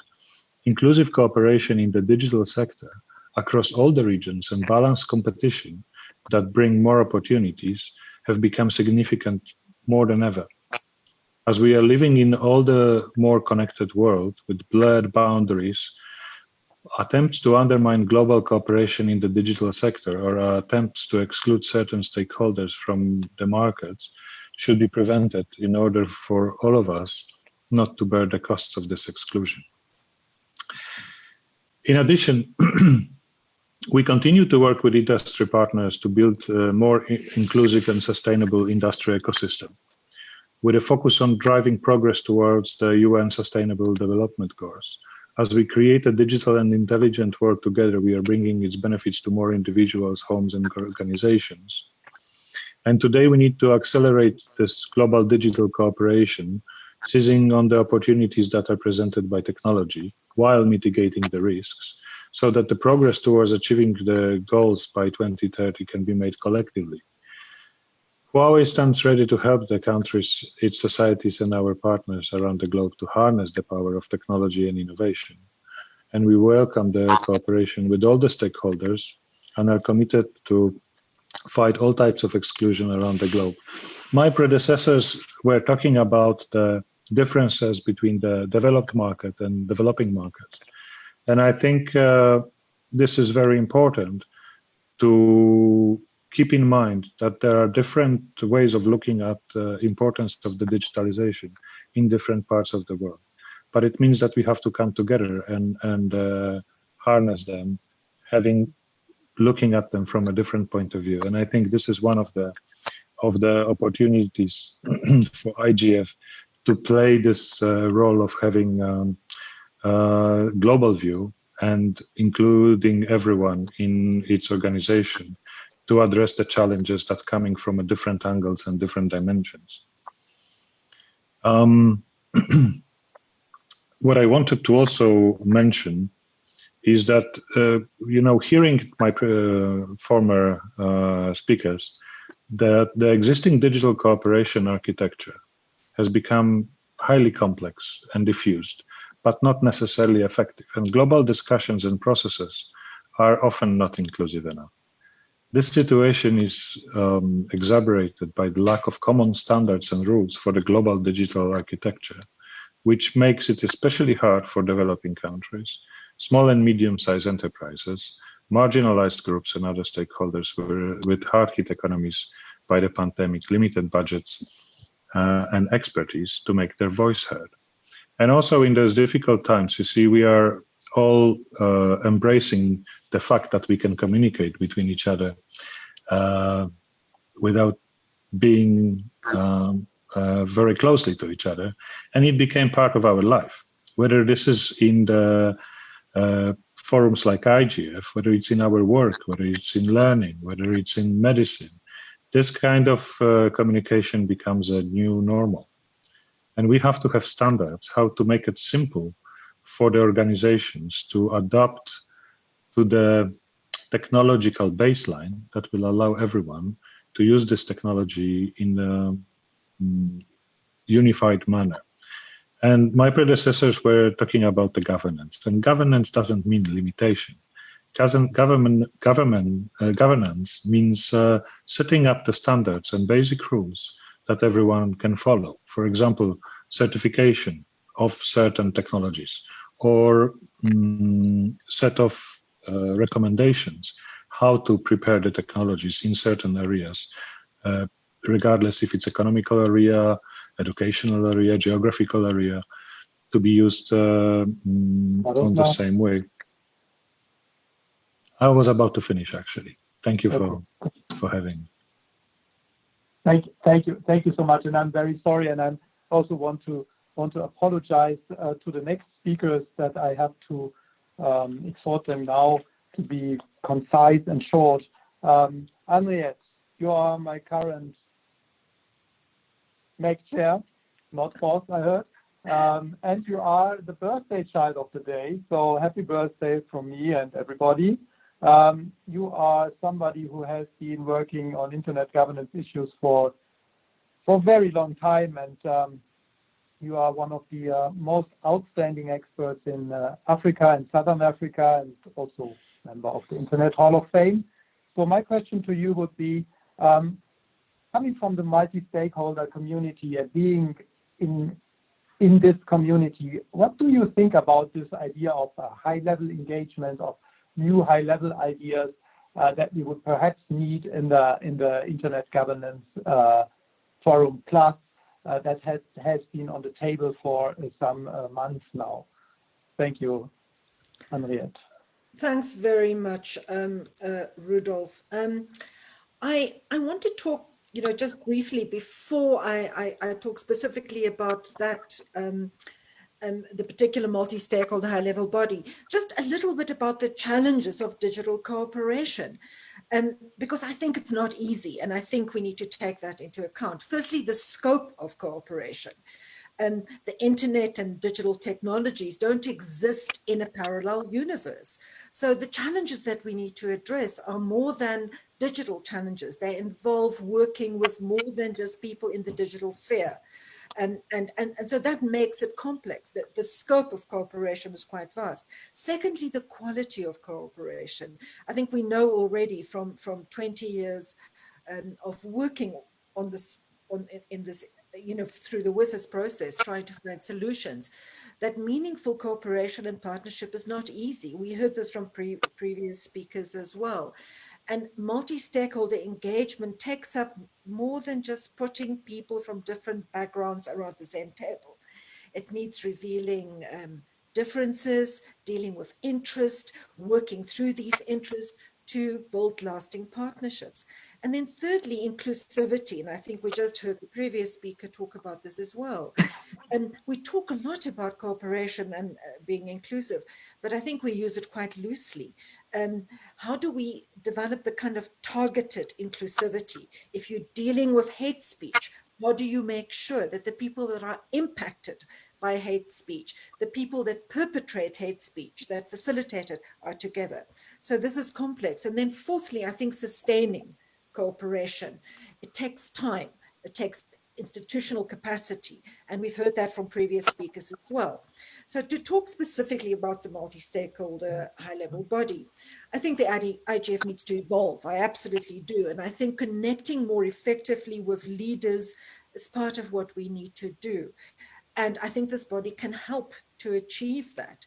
But I think we also need to keep in mind that the IGF needs to connect effectively with two other groups as well, that I think that we're not connecting with effectively enough. And that's people, communities, end users, people that are impacted by the issues we talk about, but that are not yet in the process itself, that don't come to the IGF, that are not part of NRIs. And then a second group, I think, implementers, the small businesses, the people that build the network, that run the infrastructure on the ground, the local government officials, the technocrats. We need them in the IGF as well.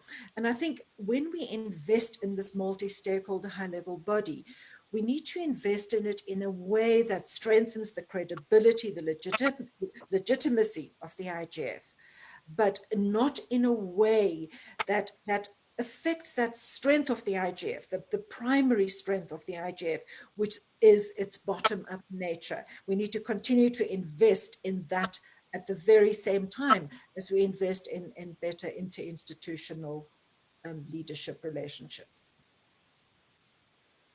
Thank you. Thank you so much. I think that's a very important point, and I want to direct it directly to the next speaker, who is Dr. Daniela Brandstrup, the director, my actual director in the Ministry for Economic Affairs in Germany, and she was the host country co-chair of the MAG last year, and she's responsible for telecommunications policy for the G7 process and the G20 process and the multi-stakeholder processes, amongst others. So Daniela, we heard from Henriette and others that we need to focus on the multi-stakeholder aspect and the bottom-up aspect of the IGF. On the other hand, we want outcomes that are actionable and outcomes that are relevant for the outside world. What is your view on this on this challenge? Thank you so much, Rui, for the question, and thank you, USG Hochschild. Hello, everybody. I'm really delighted that at least we can meet each other virtually and that I can see you on screen today. Yes, coming to the question. Well, I would like to echo Fabrizio Hochschild indeed, because he mentioned earlier that we need on the one hand policy recommendation, and on the other hand, that doesn't mean that we do not need discussions. On the contrary, good policy recommendations are built on discussions, and I think the IGF Plus should stay a discussion body. Nevertheless, we should, like, for example, Sandra said earlier, focus on recommendations or outcomes that really help in changing the world. So in my view, we have already made considerable progress during the last years. I remind you of the Geneva messages, the Paris call, the Berlin messages. We should continue on this path and try to make the messages even more action-oriented and as concrete as possible. I think that there is significant demand for stronger common orientation on digital cooperation, and there have been proposals for stronger leadership which enjoy wide support and deserve particular attention. And I think this is especially the higher level group as a part of the IGF, similar to an executive committee and in addition to the MAG, which could continue to focus on organizational tasks. The high level group would have a limited number of members to ensure operability and effectiveness, feature multi-stakeholder representation, and could provide input on IGF outcomes and create links to other fora. This suggestion would correspond to the strategic and empowered multi-stakeholder high-level body mentioned in the Secretary General's Roadmap for Digital Cooperation. While the group would not be a decision-making body, they would support bringing outcomes to decision makers. In my view, the high-level body needs to be interlinked with the MAG, of course. The MAG chair needs to be a born member of the high-level body. And the high-level body should be a transmission gear between the discussions at the IGF and the decision-making bodies. Last year, we had invited parliamentarians to Berlin to make sure that the outcomes of the IGF are transmitted then to the political process. And I think that was very successful. And I heard that yesterday, the parliamentarian session at the IGF 2020 was very successful as well. And I think we should follow on that path. Thank you. Thank you. Thank you so much, Daniela. And last but not least, from the civil society, we have Bruna Martins dos Santos. She's coordinator of the Internet Caucus, and she's based in Brasilia. Perhaps building on what Daniela just said about the outcomes, Bruna, what is your view? What are your insights? Could you share them with us, please? Thank you very much, Rudolf. It is an honor and a pleasure to be able to participate in this session today with so many esteemed colleagues. On behalf of the Internet Governance Caucus and organizations such as Access Now, World Wide Web Foundation, and APC, we very much welcome this opportunity to address this timely IGF session on furthering global digital cooperation. The already mentioned organizations have actively taken part in the digital cooperation process from its very inception and are committed to supporting the implementation of the roadmap's vision in which all stakeholders play a role in advancing a safer, more equitable world, one which will lead to a brighter and more prosperous future for all. In terms of outcomes and suggestions, we commend the discussions on improving and strengthening the IGF, both in the context of Roundtable 5A and B, the options paper, the MAG working group on strengthening and strategy.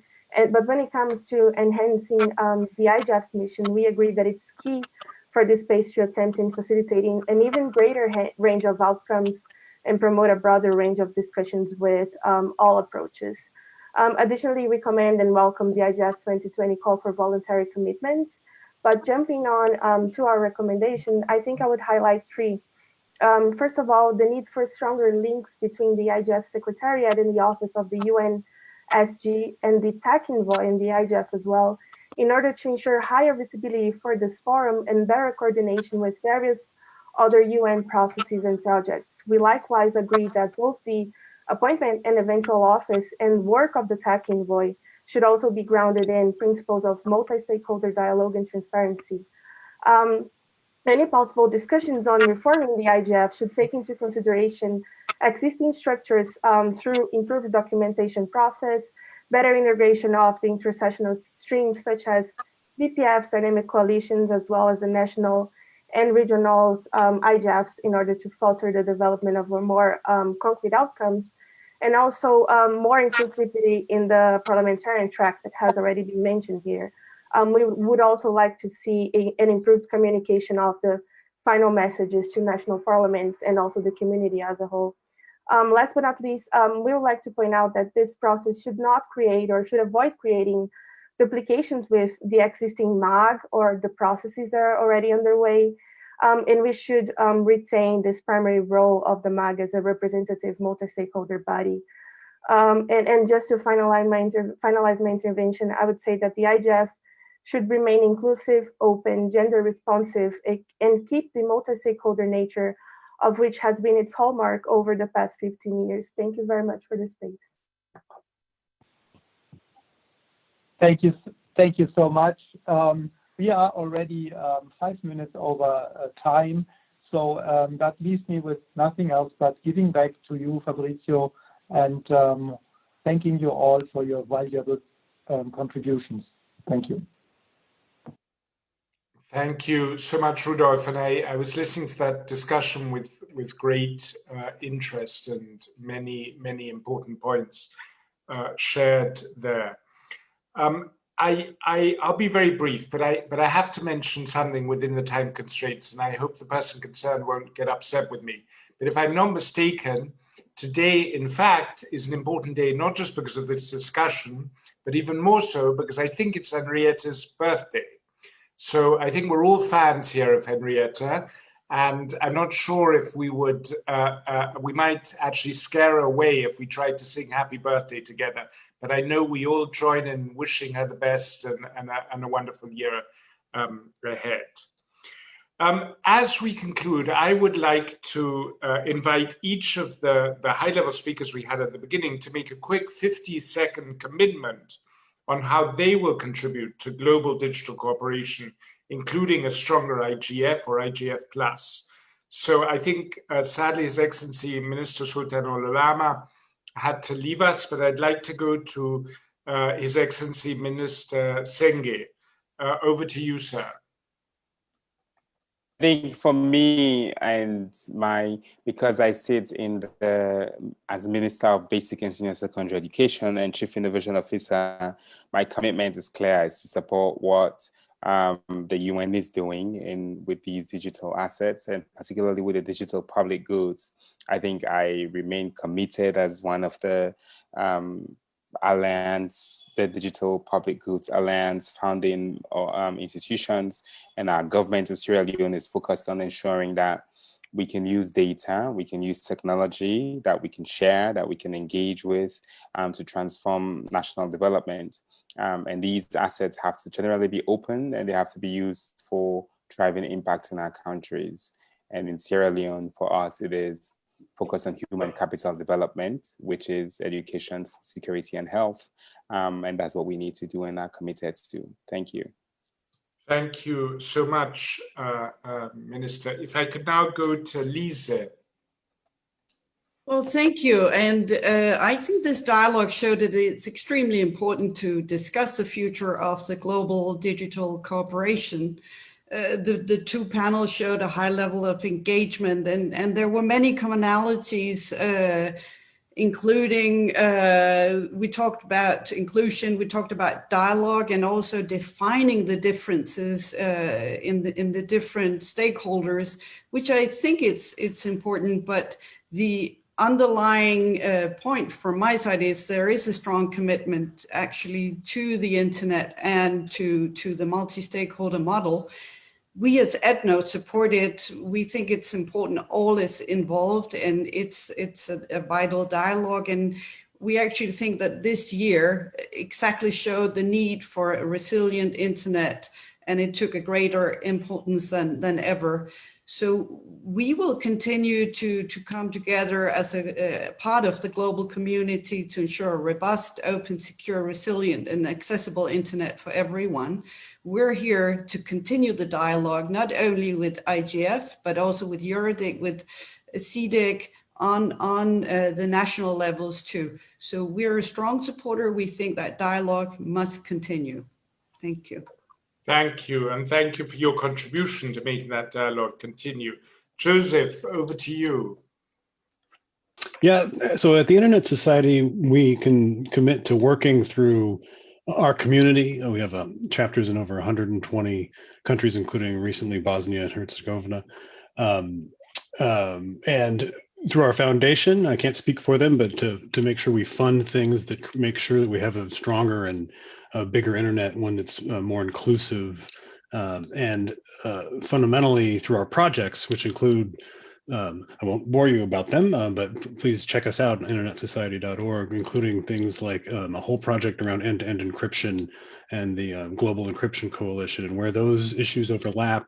We're happy to bring resources and capacity and connections to experts and things like that to improve that work and make sure that everyone has the kinds of information they need to make the decisions and the capacity they need to actually go out and do things like connect the rest of the world that is unconnected.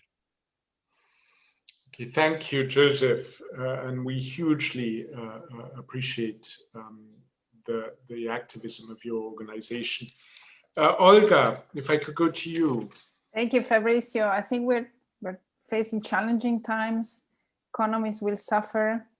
Technology will become very, very important, especially for developing economies, especially for the global south. Count on our huge network of thousands of fellows and experts from all stakeholders to continue this dialogue and enhance what the IGF is today and will be in the future. And thank you for inviting me. Thank you so much, Olga. Miranda, the last word. Thank you, and thank you, everyone. As you know, safeguarding an open, free, and unfragmented internet is more important than ever.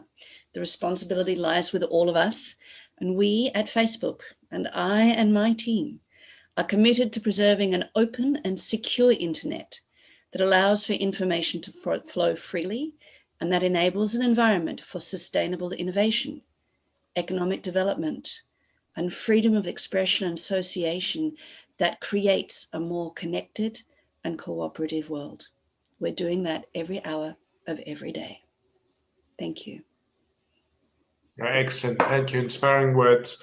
And now, if I could go back to where we started, my dear friend Hannah Al-Hashimi for the final word. And wonderful to see you all. I'll say goodbye here, but please stay safe. And I look forward to working together to realize the vision that so many have articulated and where I think there's a strong convergence of views. Hannah, back to you. Thank you so very much, Your Excellency. Thank you all, and thank you to all speakers for a really insightful and rich discussion. Given that we've already gone over time, we thank you so very much for your patience and for making the time. I know for some it's 3 or 4 in the morning in the East, and in other cases the middle of the day. I think this has been an important step in moving forward in this discussion that has started in some ways all the way back in Geneva and Tunis, and in other ways ways in the realm of digital cooperation back in 2016, 2017, and we're very privileged to have been able to work and under your leadership, under Secretary General and under the leadership of the Secretary General on digital cooperation. So all that is left, really building on what the panelists have said, is to encourage all to join the Secretary General's call to connect, respect and protect in the digital age, and to note that this is not just an event, but really a stepping stone towards the next steps on digital cooperation, on a digital future that we can all be proud of for both present and future generations. If I may, allow me to use the opportunity to thank all of the co-organizers, together with my co-facilitators, Titi and Adama, as MAG members for the session. I would really like to thank Rudolf as well for his moderation, in addition, of course, to yourself, Fabrizio.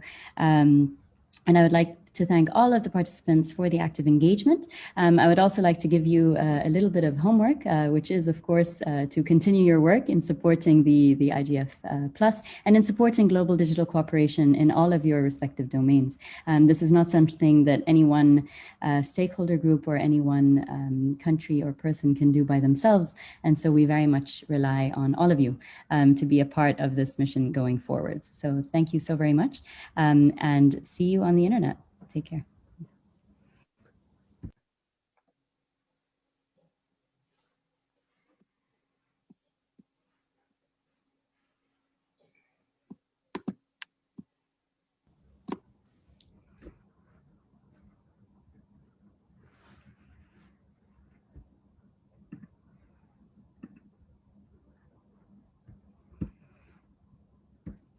Thank you so very much also to the technical team. I'm sorry I was remiss in thanking you first. Very much appreciated. I think we can stop the recording at this point. Thank you. Thank you. Thanks, Andras. Thank you. Thank you.